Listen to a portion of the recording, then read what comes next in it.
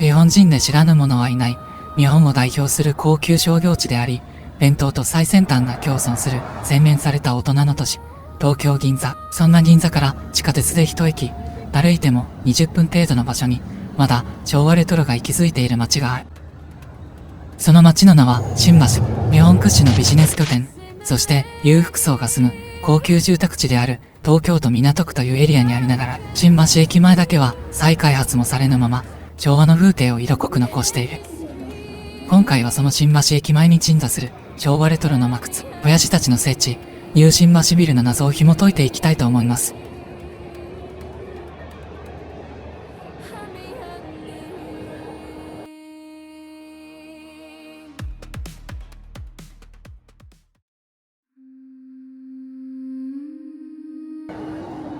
東京圏に住んでいる人なら誰でも知っている新橋。有楽町から続く JR 高架下には飲み屋などの飲食店が連なる。首都圏の人には当たり前すぎてさほど気にすることも少ないが、よく考えると東京中の主な主要エリアは近年ほとんど再開発されてきた。しかし新橋のエリアは新しいビルは建つが、都市計画としての大きな再開発は控えめな感じがする。何か戦後の雰囲気がまだ消えずに残っているような、そんな感じがする。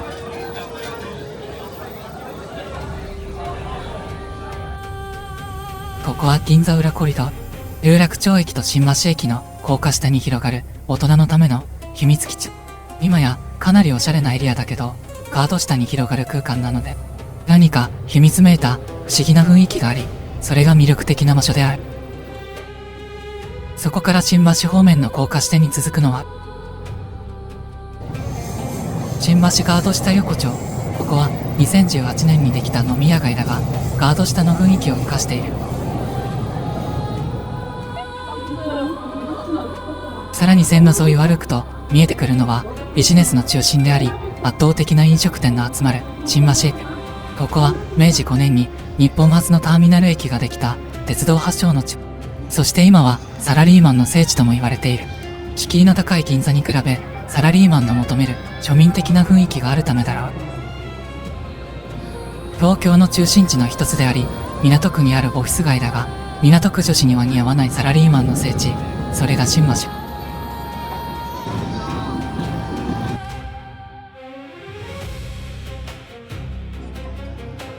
新橋西口駅前広場、通称 SL 広場。テレビ番組の街頭インタビューでもよく使われるこの場所に、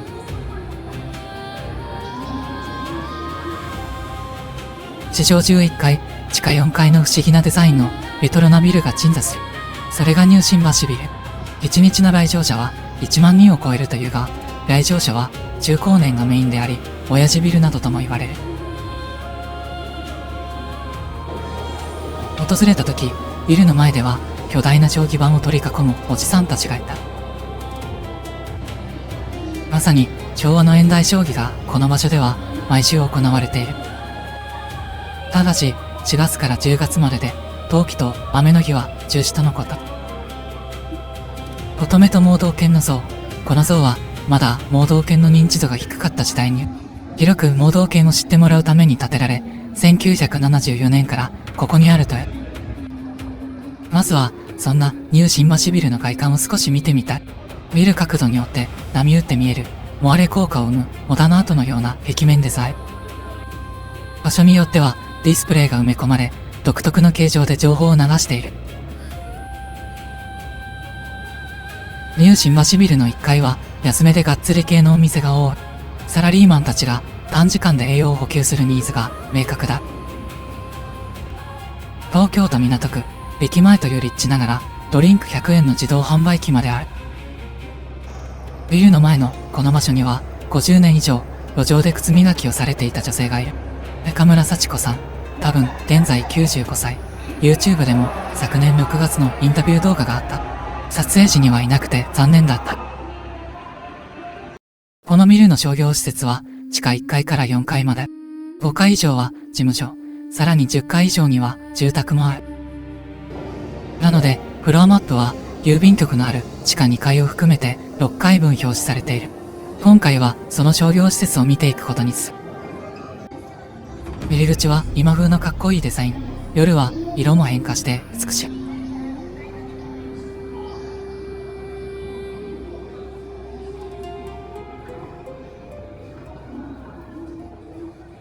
日の夜、そして休日は閉まっている店が多いが、決して空き店舗なわけではない。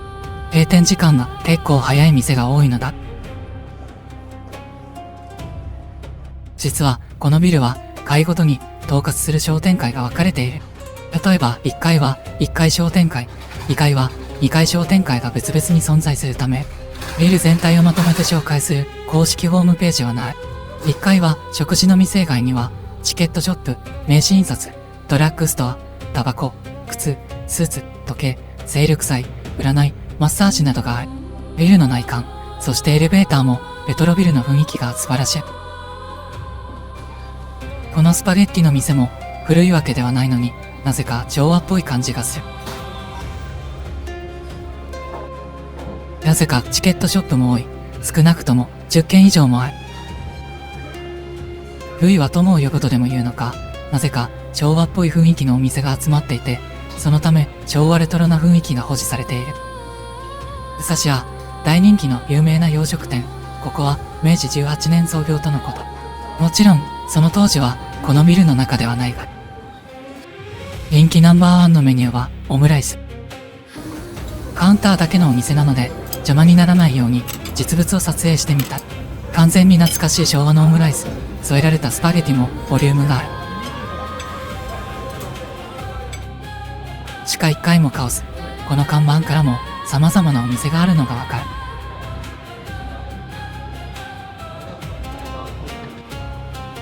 次は地下1階の様子を見ていきたい。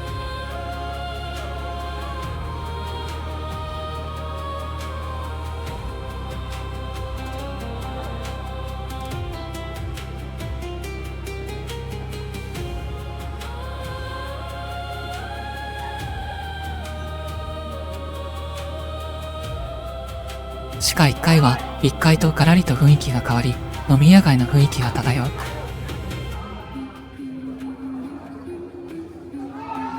提灯な並び、大きな店も小さな店もあり、それぞれ年季が入っている。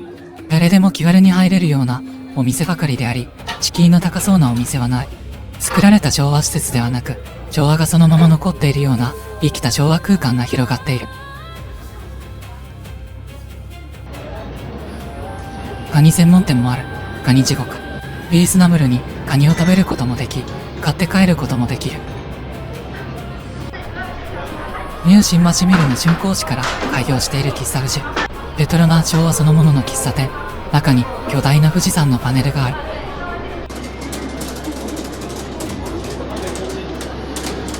何の違和感もなく昭和っぽいゲームセンターも盛況である。不思議なことにここには有名なチェーン店もほとんど見ない。小さな一軒家の飲み屋のような店もある。もしかするとここは戦後の闇市の残滓なのかもしれない。ここにいると令和の東京にいることを忘れてしまいそうだ。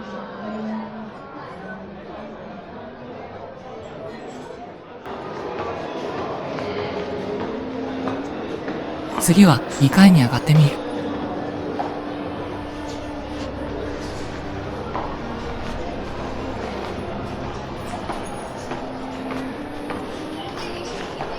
このフロアで目立つのは何といっても中国マッサージのお店、そしてアダルトショップ。変わったところでは額縁専門店などもある。なんとなく男性向けのフロアという感じがしてくる。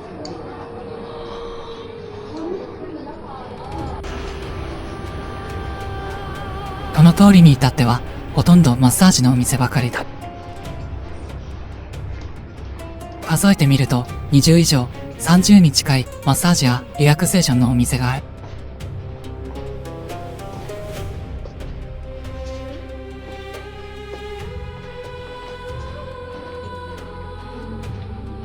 なんと驚くことに何の違和感もなく完全な風俗店も存在する。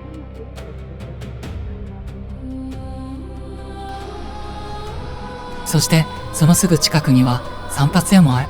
東京の中心地ということを考えるとかなり安い料金体系ではないだろうか。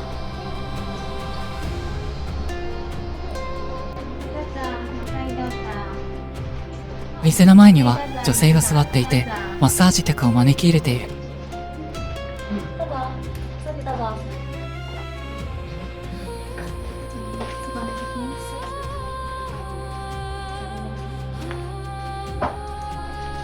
中には子守りをしながらマッサージ客を呼び入れている女性もいた。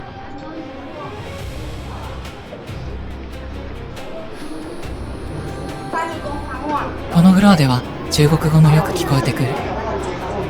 とはいえこの階はマッサージ店だけではなく、おみや占い、カメラ、釣り具屋などもあり、カオスである。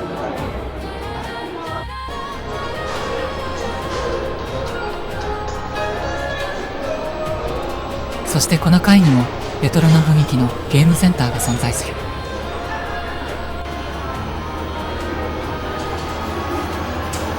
これぞ昭和末期のアングラな感じのゲームセンターという雰囲気であり、適当に時間を潰すには最適な場所である。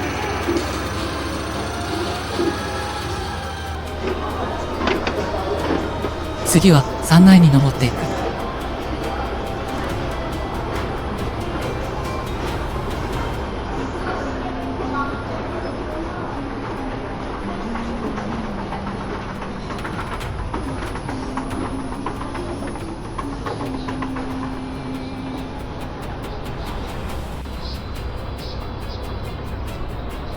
いわゆるファミコンゲームショップ。ここだけ秋葉原のような雰囲気になっている。新作もレトロゲームもあるが、なんとなくマニアックな感じのお店だ。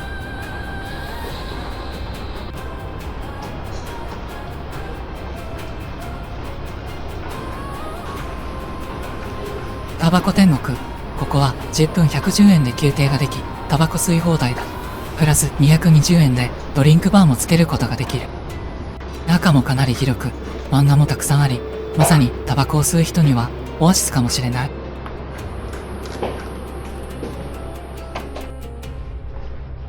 3階も飲み屋やマッサージもあるが、クリニック系が多い印象だ。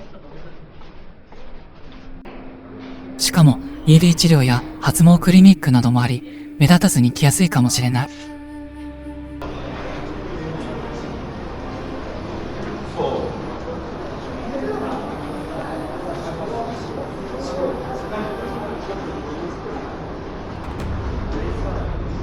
極めつけ昭和ブックカフェというお店もある。1時間500円でフリードリンク付き、店内の昭和の本が読める喫茶店。昭和のアイドルの写真もたくさんある。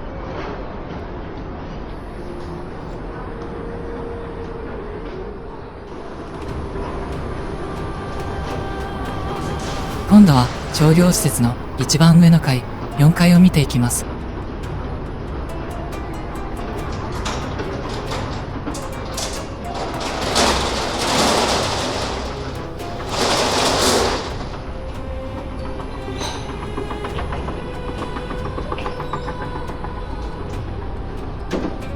4階は閑散としている感じがするが、かなりマニアックな感じがする。例えば、交通趣味ギャラリーというお店。鉄道に関するアイテムなら何でも買い取り、販売するお店となっている。そして雀荘もある。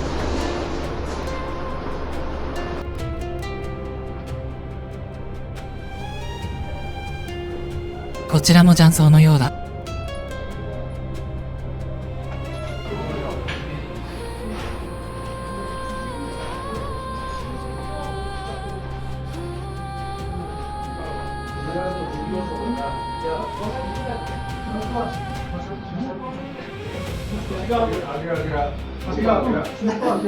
飲食店もいくつかはあるが、このフロアは全体的に閑散としたマニアックなフロアの印象だ。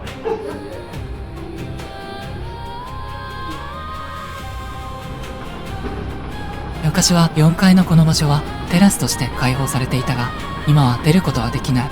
昔は夏になるとここでビアガーデンもやっていたのだ。工事のため一時閉鎖となっているので、そのうちまた開放されるかもしれない。次は地下2階を見てみる。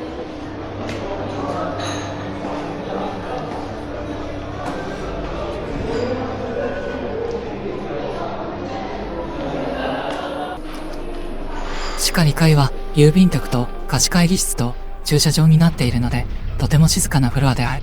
地下1階の幻想が嘘のようである。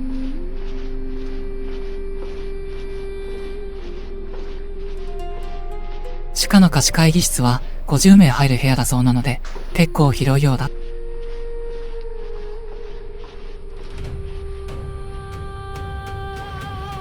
駐車場は昼は30分400円、夜は60分400円だそうである。最後は地下3階。ここは貸し倉庫と駐車場になっているので、特に見るべきものはない。階段はさらに下の階まで続いているのだが、立ち入り禁止区域となっている。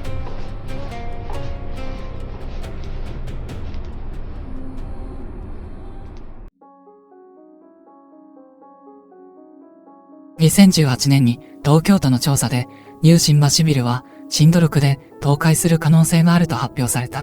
それから、このビルは建て替えられるとの噂が何度も立った。野村不動産とNTT 都市開発の共同プロジェクトで2023年に30階建てのビルになるとの噂もあったが、現時点でも全く工事は着工されておらず、最近の噂では2028年頃着工という話もある。しかし、このビルの建て替えは非常に困難だと言われている。実際、このビルは簡単には建て替えられない理由がある。その謎を紐解くには、戦後の新橋の状況から説明する必要がある。1945年昭和20年、日本は第二次世界大戦で敗戦した。日本各地では闇市ができた。新橋駅前も例外ではない。闇市ができれば、その場を取りまとめる人が出てくる。それが、関東松田組。組長は、カッパの松こと松田喜一。泳ぎが得意だったから、カッパというあだ名がついたという。松田は、新橋の闇市を仕切っていたが、この闇市を、ちゃんとした建物を建て、広報的なマーケットにしようと考えた。それが、新生マーケットと呼ばれる、近代的なマーケットだった。しかし、闇市にいる台湾商民らの露店商たちを締め出した。松田は破門中の舎弟に射殺されるが、松田の妻、松田よし子が後を継いだ。数千人の組員を仕切る女組長の誕生である。そして、松田組は、新生マーケットの建設を進めた。空腹のある台湾商民ら数百人と、松田組約千数百人による銃撃戦に発展したという。関東松田組に関しては、Vシネマにもなっている。その後新生マーケットは、現在のニュー新橋ビルの場所に建設された。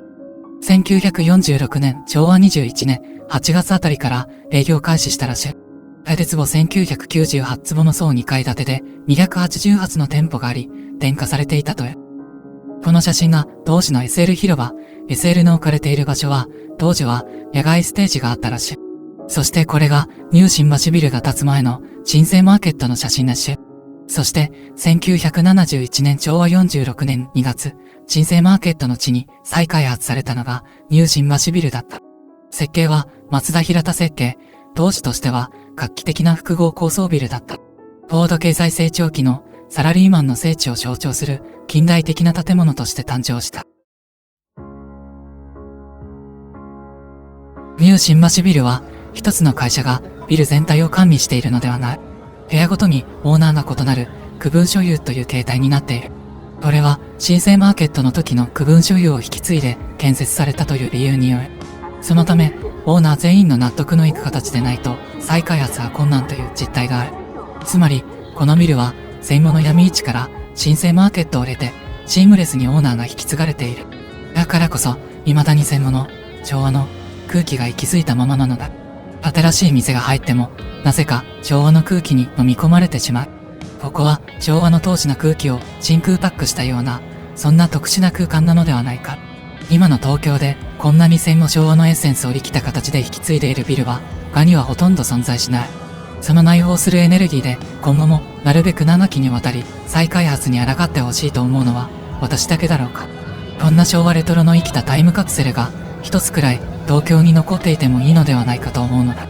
なお、新橋の東口には新橋駅前ビルというのもあり、こちらもレトロな雰囲気を残している。こちらは今回は紹介しなかったが、いつか機会があればスポットを当ててみたい。